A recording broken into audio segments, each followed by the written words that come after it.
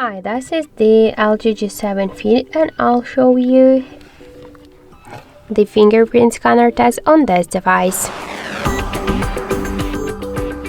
So I just set up my fingerprint to the scanner on here on the back side of the phone, and now I'll make a couple of tries to unlock the device with my fingerprint and we'll see how fast this option is and does it works. So let's start. 1, 2, 3, 4, 5. As we could see, the fingerprint scanner works here fast and correct, and we just unlocked the device successfully without any problems. So you could try this unlock method, but don't forget that the fingerprint is less secure than the passcode or pin code unlock methods. That's it. Thank you for watching, and if you like this video, leave thumbs up and subscribe.